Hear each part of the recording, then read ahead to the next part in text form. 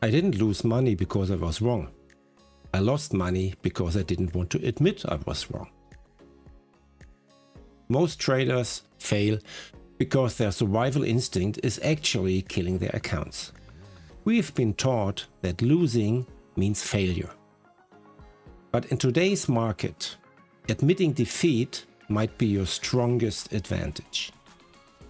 In this video, I want to share my own struggle with this and how I'm trying to reframe every stop out as something completely different. Most people start trading in their 20s or 30s. I started late in my 50s, and I decided to document the entire journey, including the mistakes, the losses, and hopefully the progress. Our brain doesn't experience a losing trade as a small financial event.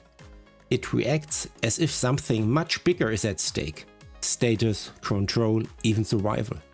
Thousands of years ago, being wrong could mean losing your position in a group, or worse.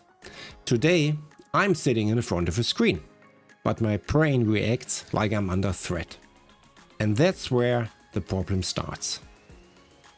Because in modern markets, especially fast algorithm-driven markets, being right is not the goal anymore. Survival is. But instead of protecting ourselves, many of us fall into a very special trap. I have done this many times. I see the trade going against me, and instead of accepting it, I wait.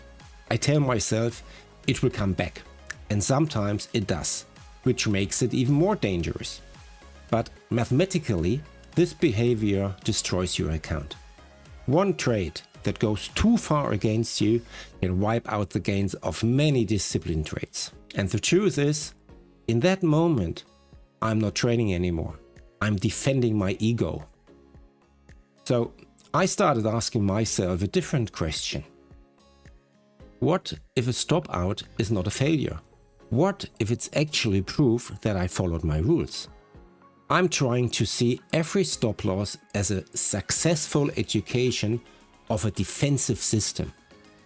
Not I was wrong, but my system worked. And something interesting happens when you do that.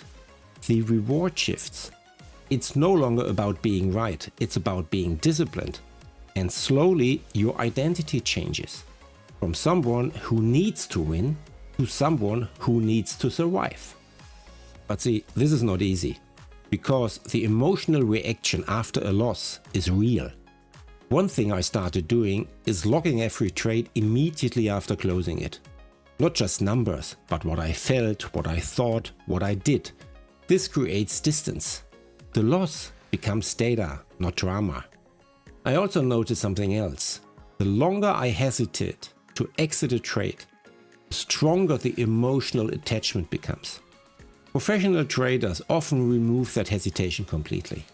They automate their exits, because admitting defeat manually is psychologically hard, which leads to something I'm still trying to learn. I have started to think about losses differently, not as a failure, but as tactical defeats. Small, controlled losses are the price of staying in the game. What really destroys accounts are not small losses. It's the refusal to accept them. If I can accept a small loss today, I'm still there tomorrow. And maybe that is the real edge. So here's what I'm trying to do right now. I look back at my recent trades, and instead of asking, was I right? I ask, did I follow my rules? If you are struggling with this too, maybe try the same. Because in trading, admitting defeat might be the most powerful decision you can make. If you found value in this transparent look at my 2026 trading journey, hit the subscribe button and ring the bell. Thanks for being part of this journey. See you in the next video. Until then, stay calm, stay disciplined, trade safe. My name is Jochen, and this is my second career.